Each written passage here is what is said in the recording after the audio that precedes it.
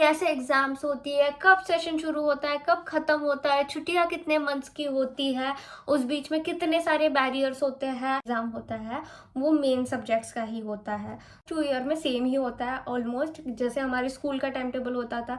इस मनी के एडिक्शन, सब लोगों को लगता है कि रशिया गए मतलब अय्याशियाँ कर रहे होंगे, ऐसा जाता है, यहाँ का टेम्परेचर इतना जाता है उतना जाता है, बट ये हम खुद रिसर्च नहीं करते। सब्जियाँ महंगी है, ठीक है, जो वेज। हेलो, नमस्ते, वेलकम और welcome back to my channel. मेरा नाम है रसिका, स्वागत है फिर से एक और बार आपका मैडो मेडिसिन में। बहुत से बच्चे मुझे मैसेज कर रहे हैं कि हम डिप्रेस है दी, हमने जितने मार्क्स सोचे थे उतने आ नहीं रहे हैं, या हो सकता है हमारी तरफ से कोई कमी रह गई हो, हमारे पेरेंट्स बहुत डिसअपॉइंटेड है। तो मैं एक ही चीज़ बोलना चाहूँगी कि देखिए, ये लाइफ का एक फेज़ है, वो निकल जाएगा, क्योंकि इस दुनिया में ना सुख रहता है ना दुख रहता है, सब निकल जाता है, हर टाइम निकल जाता है हर किसी का। किसी भी कोई भी एक इंसान यहाँ पे एक्सेप्शन नहीं है, कोई भी एक इंसान ऐसा नहीं है जिसने सिर्फ सुख देखे हो, कोई एक इंसान ऐसा भी नहीं है जिसने सिर्फ दुख देखे हो। तो इसको डिप्रेशन से प्लीज़ मत जोड़ो। डिप्रेशन होना मतलब एक कंडीशन है। तो डिप्रेशन होना एक अलग चीज़ है, सैड होना, किसी चीज़ का बुरा लगना और कॉन्स्टेंटली बुरा लगना वो अलग चीज़ है, ठीक है। आप अपना माइंड में बहुत सारे थॉट्स लेके बैठे हो, दैट्स वाई आपको ये सारी चीज़ें ऐसी लग रही है, बट ट्रस्ट मी, बहुत कम टाइम में ये सारी चीज़ें नॉर्मल हो जाएगी अगर आप इस चीज़ों को पॉजिटिवली लेते हो। और जो भी आपको स्टेप उठाना है आप सोच समझ के उठाइएगा, चाहे आपको जो भी करना अपने फ्यूचर में। और अभी तो मैं बोलूँगी सिर्फ बैठिए और चिल कीजिए, कोई ज़रूरत नहीं है अभी इतना कुछ सोचने की। अपने आप को एटलीस्ट 1 हफ्ता 2 हफ्ता दीजिए, ठीक है। और उसके बाद जैसे हमने प्रीवियस वीडियोस में डिस्कस करा है कि लाइक रशिया में आप रशिया जैसे हमने प्रीवियस वीडियोस में डिस्कस करा है कि रशिया को क्यों सिलेक्ट करना चाहिए, तो रशिया का एजुकेशन सिस्टम कैसा है वो भी तो हमें जानना चाहिए। तो फर्स्टली यहाँ पे जो एजुकेशन सिस्टम है उसके बारे में जानने से पहले हमें ये भी जानना चाहिए कि यहाँ का अकेडमिक ईयर शुरू कब होता है आखिरकार। तो यहाँ का अकेडमिक ईयर जो है वो स्टार्ट होता है 1 से, ठीक है। तो 1 से होता है, तो आप सोचोगे कि आप 1 को ही अगर यहाँ पे एडमिशन कर लो तो आ जाओगे, तो आंसर इज नो। बहुत फर्स्ट ईयर में कई बार होता है कि 1 महीने 2 महीने प्रोसेस थोड़ी लेट होती है, क्योंकि आपका इन्विटेशन लेटर आने में थोड़ा बहुत टाइम लगता है, हर यूनिवर्सिटी में ये होता है। बट सेकेंड ईयर से आपका 1 से ही सेशन शुरू होगा, और ख़त्म कब होगा, जून के एंडिंग में या जुलाई के स्टार्टिंग में। तो जुलाई के स्टार्टिंग से लेकर 30 अगस्त तक आपको छुट्टी मिलेगी। ये अच्छे खासे ड्यूरेशन की आपको अकॉर्डिंग टू रशिया छुट्टी मिल रही है, क्योंकि रशिया में छुट्टियां बहुत कम होती है, न्यू ईयर की होती है, बीच में विक्ट्री डे वगैरह की छुट्टियां मिल जाती है 1-2 दिन की, ज़्यादा छुट्टियां नहीं होती हैं यहाँ पे एकेडमिक ईयर में। तो इसके बाद हम डिस्कस करते हैं कि यहाँ पे एनएमसी की कौन सी गाइडलाइंस फॉलो होती है। यहाँ पे सारी गाइडलाइंस फॉलो होती है, बट कुछ मेन गाइडलाइंस है उसके बारे में बात करना बहुत ज़रूरी है, क्योंकि बहुत से पेरेंट्स के ये क्वेश्चंस होते हैं। तो यहाँ का जो कोर्स है वो 6 साल का ही होता है, यहाँ का कोर्स 7 साल का नहीं होगा। 6 साल में ही आपको इंटर्नशिप प्रोवाइड की जाएगी, ठीक है। और इंटर्नशिप का सर्टिफिकेट भी आपको मिल जाता है जो इंडिया ने बोला है। और उसके बाद यहाँ पे आपको डिग्री भी मिल जाएगी, यहाँ पे लाइसेंस जो होता है वो भी यहाँ का मिल जाएगा आपको। और वो कैसे मिलेगा वीडियो के एंड में हम उसके बारे में डिस्कस करेंगे। और यहाँ पे इंग्लिश में ही आपको पढ़ाया जाता है, पूरे 19 सब्जेक्ट यहाँ पे पढ़ाए जाते हैं। कुछ सब्जेक्ट होते हैं जो एडिशनली भी आपको पढ़ाए जाते हैं यहाँ पे, तो एडिशनली वो एक अच्छा पॉइंट ही हुआ हम सभी के लिए।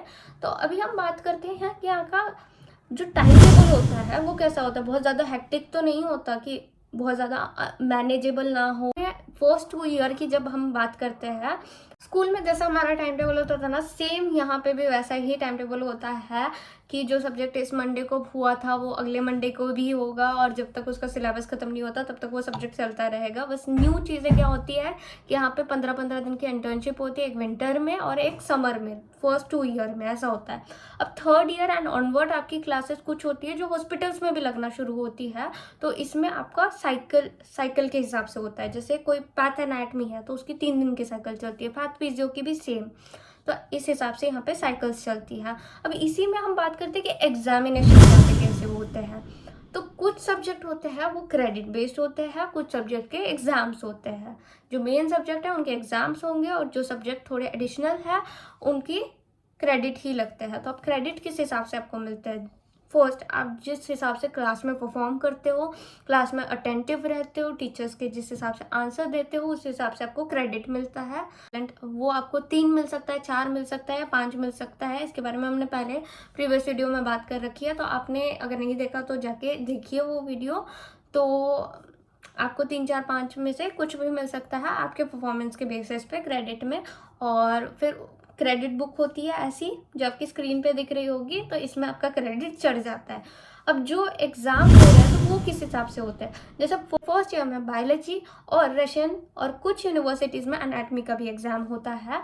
तो इसमें कैसे किस तरीके से होता है वो 2 एग्जाम्पल से मैं बताती हूँ। बायोलॉजी के एग्जाम में 4 क्वेश्चन की एक टिकट होती है, तो उसको आपको लिखने के लिए प्रॉपर टाइम दिया जाता है, 20-30 मिनट दिए जाते हैं। उसके बाद टीचर आपको बुलाते हैं, उसके बाद आपका वाइवा होता है, तो उसमें क्रॉस क्वेश्चन भी किए जाते हैं। आपने जो लिखा है उसके बारे में भी आप बता सकते हो, एडिशनली भी आप अपने तरफ से कुछ बता सकते हो। तो उस 5 मिनट, 5, 10 या 20 मिनट जितना भी आपको से टीचर ले रहा है, उस मिनट में आप कितना बताते हो वो ज़्यादा इंपॉर्टेंट है रादर आपने कितना लिखा है। तो इम्पोर्टेंट अगर आप आ भी रहे हो तो इम्पोर्टेंट पॉइंट ही लिखना। लिखने पे टाइम नहीं वेस्ट करना, सोचने पे वेस्ट करना है कि हाँ एक पॉइंट लिख दिया तो उसको एलैबोरेट मैं कैसे कर पाऊंगा या कर पाऊंगी टीचर के पास। तो उस हिसाब से आपको उस सब्जेक्ट में पास किया जाएगा। अब अगर हम रशियन की बात करें तो उसमें एक एमसीक्यू टेस्ट होता है। एमसीक्यू टेस्ट अगर आप पास करते हो तो उसके बाद आपका ओरल टेस्ट होता है जो आपके टीचर्स लेते हैं, जिसमें एक पैराग्राफ होता है। फर्स्टली उसको ट्रांसलेट करना होता है, उसमें केसेस बनाने होते हैं, तो जितने ग्रामर आपने पढ़ी है वो पूरी लगा देनी होती है उसमें। तो ये होता है। फिर इसमें आप ऐसे पास होते हो और इसके भी क्रेडिट्स जो होते हैं वो आपके बुक्स में लगते हैं। बट जो एग्जाम बेस्ड सब्जेक्ट होते हैं उसके क्रेडिट का पेज अलग होता है कि इस सब्जेक्ट का इस ईयर में एग्जाम हुआ है, तो एट द एंड आपके क्रेडिट देके जाते हैं आप किस किस सब्जेक्ट में पास हो। बट इन सब का एक क्राइटेरिया जो है वो सबसे ज़्यादा मेन है कि आपकी 100% प्रेजेंट ही होनी चाहिए। अगर आपके किसी भी सब्जेक्ट में, चाहे वो क्रेडिट बेस्ड सब्जेक्ट हो चाहे वो एग्जाम बेस्ड सब्जेक्ट हो, किसी में भी आपकी अगर एक भी क्लास मिस है तो आप एग्जाम नहीं दे पाओगे या आपको क्रेडिट नहीं मिलेगा। तो उस क्लास को कैसे क्लियर करना है उसके बारे में बात करते हैं। अगर आपकी एक एब्सेंट है तो आप अपने टीचर से ही, जो भी टीचर आपको पढ़ाता है पर्टिकुलर सब्जेक्ट का, उससे क्लियर करा सकते हो। 2 या 3 आपकी एब्सेंस है, आप अगर बीमार थे तो यहाँ पे स्प्राउ का या मेडिकल सर्टिफिकेट जो बना के आपको डॉक्टर ने दी है वो दिखा के आप क्लियर कर सकते हो टीचर से, या तो फिर डीन्स ऑफिस से परमिशन लानी होती है। तो ये लाने के बाद आपके टीचर आपसे कैसे रिवर्क लेते हैं। कुछ टीचर्स होते हैं जो क्वेश्चन पूछते हैं, कुछ टीचर्स होते हैं जो आपको टॉपिक देते हैं, लिखने बोलते हैं, कुछ टीचर्स होते हैं कि उनके सामने ही कुछ टास्क दे देते हैं, हमें वो सॉल्व करके देना होता है। तो ऐसे आपका रिवर्क क्लियर होता है। आई होप मैंने बहुत ज़्यादा कॉम्प्लिकेटेड ना करके बहुत इजी वे से आपको बताया हो। अगर आपको ये इजी वे लग रहा है तो आप कमेंट सेशन में मुझे बता सकते हो कि हाँ दीदी हमें पूरा समझ आया आपने जो बोला है। क्योंकि कई बार मुझे ऐसा लगता है मुझे फीडबैक नहीं मिलते हैं, कॉल्स पे ही मिल पाते हैं, वैसे नहीं मिलते। तो आप एक बार कमेंट सेशन में बोल दीजिएगा। वैसे हम सभी एकेडमिक फैक्टर के बारे में बात करने के बाद अब लाइसेंसिंग फैक्टर के बारे में बात करना और एफएमजी के बारे में बात करना बहुत ज़रूरी है। तो देखिए, बहुत से पेरेंट्स मुझसे पूछते हैं कि बेटा किसी यूनिवर्सिटी का अगर एफएमजी पासिंग परसेंटेज अच्छा है तो वो यूनिवर्सिटी अच्छी है क्या? मतलब यही हमारे माइंड में फीड किया जाता है। तो आंसर इज़ नो। उसको ये कोई क्राइटेरिया ही नहीं हुआ है एफएमजी पासिंग परसेंटेज। अगर किसी यूनिवर्सिटी का अच्छा है तो बहुत अच्छी बात है, क्योंकि वो वेल एक्सपीरियंस यूनिवर्सिटी है, वहाँ के टीचर्स अच्छे हैं। बट इससे आपका रिजल्ट कैसा होगा वो डिपेंड नहीं करता। अगर किसी पेरेंट्स का 18 लाख का बजट है या 20 लाख का बजट है और आप ऐसे 35 लाख वाले बजट वाली यूनिवर्सिटी में जा रहे हो सिर्फ एफएमजी पासिंग परसेंटेज देख के, तो दैट्स नॉट गुड थिंग। तो मैं बताती हूँ, यहाँ पे 2 फैक्टर्स हैं मेरे हिसाब से। फर्स्टली कि देखिए एफएमजी पासिंग परसेंटेज जो हम वो पीडीएफ में देखते हैं बैक डेट्स के, तो उसमें क्या होता है कि फर्स्ट अटेम्प्ट होता है उसी का उसके सामने परसेंटेज लगा होता है। बट हो सकता है कि कोई बैच का 100% पूरे बच्चे पास हो गए हो, चाहे सेकंड में थर्ड में, और वो उनका सिर्फ फर्स्ट अटेम्प्ट ही हो। कुछ बच्चे होते हैं कि जो फर्स्ट यहाँ से जाने के बाद वाला अटेम्प्ट देते ही नहीं है, उसके बाद वाला देते, हो सकता है वो प्रिपेयर ना हो या कुछ ना हो, तो वो नहीं जुड़ता है यूनिवर्सिटी के सामने। तो ये मेन इशू यहाँ पे आ जाता है। सेकंड मेन इशू कि अगर किसी का रिजल्ट उस यूनिवर्सिटी में अच्छा आया था उससे आपका अच्छा आएगा वो मैटर नहीं करता, क्योंकि हो सकता है जिस यूनिवर्सिटी में आप जा सकते थे, जिस यूनिवर्सिटी के हिसाब का आपका बजट था, जिसमें आप इतने ज़्यादा ब्रोकन नहीं हो जाते, तो उस यूनिवर्सिटी में से भी तो कोई ना कोई एफएमजी पास करेगा ही करेगा। तो वो आप भी हो सकते हो। अब आप सोच रहे होगे कि उतनी फैसिलिटीज़ नहीं मिलती, तो रशिया में सारी जगह जो एजुकेशन सिस्टम होता है वो सेम ही होता है, सारी जगह टीचर्स भी सेम ही होते हैं, बस एक्सपीरियंस और नॉन एक्सपीरियंस यूनिवर्सिटी में थोड़ा बहुत फ़र्क होता है। ये चीज़ थोड़ी बहुत मैटर करने की बात है, बट उतनी भी मैटर नहीं करती है मेरे हिसाब से, क्योंकि जो बच्चा कंसिस्टेंट है, जो बच्चा फोकस्ड है, वो कहीं पे भी जाके कर सकता है, क्योंकि हमें अपेरेंटली यूनिवर्सिटी से एक डिग्री लेनी है। अब डिग्री की बात कर ही रहे हैं तो जो एनएमसी ने बोल रखा है उस हिसाब से बात करते हैं। मैंने किसी कमेंट सेशन में बहुत पहले बोल दिया होगा शायद कि यहाँ पे क्या होता है कि गोस लाइसेंसिंग एग्ज़ाम वाली एग्ज़ाम है। मैंने ऐसा किसी कमेंट सेशन में किसी टाइम पे बोला था कि गोस जो होती है वो लाइसेंसिंग एग्ज़ाम है। So it is totally wrong. I am taking my word back. मैंने इस पर रिसर्च करी, मैंने कुछ वीडियोस देखे, उसके बाद I am very clear about it कि हमें यहाँ पे जो भी मिलता है यूनिवर्सिटी से सर्टिफिकेट, वो सिर्फ डिप्लोमा होता है। हमारे जो यूनिवर्सिटी के ऑफिशियल वेबसाइट्स होते हैं सब में लिखा होता है कि ये डिप्लोमा कोर्स है। तो डिप्लोमा के एक्सचेंज में हमें गोज एग्ज़ाम देनी होती है। गोज एग्ज़ाम जैसे हम क्लियर कर लेते हैं, 15 दिन बाद एक अक्रेडिटेशन वाली एग्ज़ाम होती है जो कि लाइसेंसिंग एग्ज़ाम होती है। उसके बेसिस पे हमें लाइसेंस मिलता है और सर्टिफिकेट भी मिलता है, जो 1 साल का इंटर्नशिप हमने किया है उसका सर्टिफिकेट मिलता है यहाँ से। तो ऐसे क्राइटेरिया फिनिश हो जाता है। अब ये एग्ज़ाम कितने लेवल में होती है, कितनी टफ होती है, तो आंसर इज़ बहुत ज़्यादा टफ नहीं होती है। इंडिया के मुकाबले कुछ भी टफ नहीं है, मतलब 1-2% भी टफ नहीं है। आप इजीली क्लियर कर सकते हो, प्लस इसका लेवल भी उतना ज़्यादा हार्ड नहीं होता है। जितना मैंने जिन लोगों ने दी है उनसे बात की है तो उनसे मुझे ये चीज़ पता चली है। ठीक है, ये मैं कोई क्लेम नहीं कर रही हूँ, कुछ नहीं कर रही हूँ। जिन लोगों ने दी है उनसे बात करी है मैंने, उनसे मुझे ये चीज़ें पता चली है। अभी हो गया, हमने सारी बातें कर ली, बट इसके बीच में बैरियर्स क्या क्या होते हैं उसके बारे में भी तो बात करने बहुत ज़्यादा नेसेसिटी है उसकी। तो पहला बैरियर मैं बताऊंगी कि एडिक्शन। सब लोगों को लगता है कि रशिया गए मतलब अय्याशियाँ कर रहे होंगे, एडिक्शन, क्योंकि यहाँ पे सारी चीज़ें बहुत ज़्यादा ओपन है, जैसे कि हमने पहले भी बोला है। तो किसी भी चीज़ की पॉसिबिलिटी यहाँ पे ज़्यादा हो जाती है और पीयर प्रेशर भी नहीं होता। कहीं पे भी चले जाए इंडिया में तो थोड़ा बहुत तो प्रेशर होता ही है, बट यहाँ पे नहीं होता, तो इसके चांसेस है। बट ये चीज़ इंडिया में भी हो सकती है। अगर आप एक सिटी में रहते हो और वाई सिटी में मूव कर रहे हो तो तब भी ये चीज़ों की पॉसिबिलिटी हो सकती है। तो ये सेल्फ कंट्रोल अगर आप में हो तो ये चीज़ मैंडेटरी नहीं है कि ये सभी के साथ हो। ठीक है, कोई आपको ज़बरदस्ती आपके साथ कुछ नहीं कर सकता, क्योंकि मैंने अपने आसपास बहुत लोगों को देखा है जिनमें इतना अच्छा सेल्फ कंट्रोल है कि उनके सामने कोई कर भी रहा होगा तो they will not ask for it.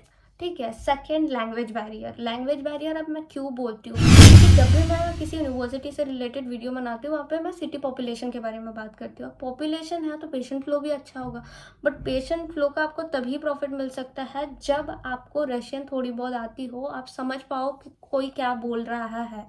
क्यों? क्योंकि देखिए, अगर हमें एक सिचुएशनल टास्क ही बनाना था, टीचर के साथ जाके टीचर ट्रांसलेट कर रहा है तो वो टास्क ही बनाना था, तो हम पढ़ ही लेते, हम उसे देखने नहीं जाते।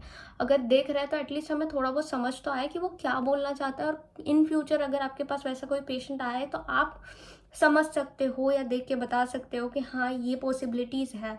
अभी हम बात करेंगे कि whether as an disadvantages point.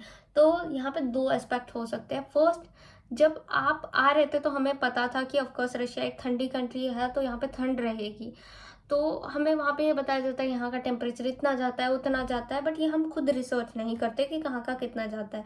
जैसे मैं अपने हर वीडियो में बोलती हूँ कि जनवरी में हर जगह ठंड पीक पे होती है और उसमें छुट्टियाँ भी होती है। I am very clear about it. मैंने हर वीडियो में ये चीज़ बोली है, but at the same time मैं हमेशा बोलती हूँ कि ऐसी यूनिवर्सिटी सिलेक्ट करो कि जहाँ पे सारी चीज़ें कैंपस के अंदर ही मिल रही हो और कैंपस के 2-3 किलोमीटर दूर हो, क्योंकि फिर अगर ठंड है तो ठंड में थोड़ी मुश्किल हो जाता है कि इधर उधर भटकना इतने ठंड में। और नॉर्मल सी ठंड भी हमारे लिए बहुत बड़ी है, क्योंकि हमने ऑफ कोर्स अपने 18-19-20 साल की लाइफ में इतना चीज़ें एक्सपीरियंस नहीं करी, इतना हार्श क्लाइमेट नहीं देखा है। तो ऑफ कोर्स ऐसी यूनिवर्सिटी सेलेक्ट करनी चाहिए जो जहाँ पे सारी चीज़ें आपको इकट्ठा मिल जाए। अभी हम बात करते हैं फूडिंग की। तो फूडिंग का ऑफ कोर्स एक डिसएडवांटेजेस पॉइंट हो ही जाता है जब हम रशिया जैसी कंट्री में आते हैं जहाँ पे सब्जियाँ महंगी है, ठीक है। जो वेजिटेरियंस है उनके लिए सब्जियाँ महंगी है, प्लस लिमिटेड फूड ऑप्शंस है, और जो नॉन वेजिटेरियन भी है तो ऑफ कोर्स आपके पास दो ही ऑप्शन होते हैं, या तो मैस ऑप्ट कर लो या तो फिर आप खुद से सेल्फ कुक करो। सेल्फ कुक में क्या होता है, टाइम भी लगता है, सब्जियाँ भी महंगी है, और जब हम मेस की बात करते हैं तो कई बार मेस अच्छी नहीं होती उतने खाने में, तो हमें सेल्फ कुक ही ऑप्ट करना पड़ता है कहीं ना कहीं। तो ये डिसएडवांटेजेस पॉइंट हो जाता है, क्योंकि बाहर हम जब जाते हैं किसी भी रेस्टोरेंट में तो वो महंगे भी होते हैं, क्योंकि कॉस्टिंग ऑफ कोर्स आ ही रही होगी तभी ज़्यादा इतने ज़्यादा महंगे होते हैं, क्योंकि यहाँ पे सामान भी उतना ही ज़्यादा महंगा है। तो ये एक डिसएडवांटेजेस पॉइंट हो जाता है मेरे हिसाब से। That's it for today's video. Thank you so much for watching. और अगर आपको कोई भी डाउट हो तो आप मुझे व्हाट्सएप पे या तो इंस्टाग्राम पे मैसेज कर सकते हो। इंस्टाग्राम पे मैं आज इसलिए नहीं बोल रही हूँ क्योंकि इंस्टाग्राम वीपीएन पे चलता है और वीपीएन हर जगह नहीं चलता, और मोस्ट ऑफ द मैं इंस्टाग्राम ज़्यादा स्क्रॉल नहीं करती। सो बहुत से बच्चों के मैसेजेस रह जाते हैं जिनके मैं बिल्कुल आंसर नहीं दे पाती, और फिर आप ईमेल करते हो, ईमेल में आप कुछ चीज़ें क्लैरिफाई नहीं करते हो। तो ईमेल में भी अगर आप ईमेल कर रहे हो तो मैं बोलूँगी आप अपना नेम लिखिए, आपको जिस यूनिवर्सिटी के बारे में जानना है वो लिखिए, आप कहाँ से हो वो लिखिए, और आपका बजट क्या है वो लिखिए, और उसके बाद यूनिवर्सिटीज़ लिखिए।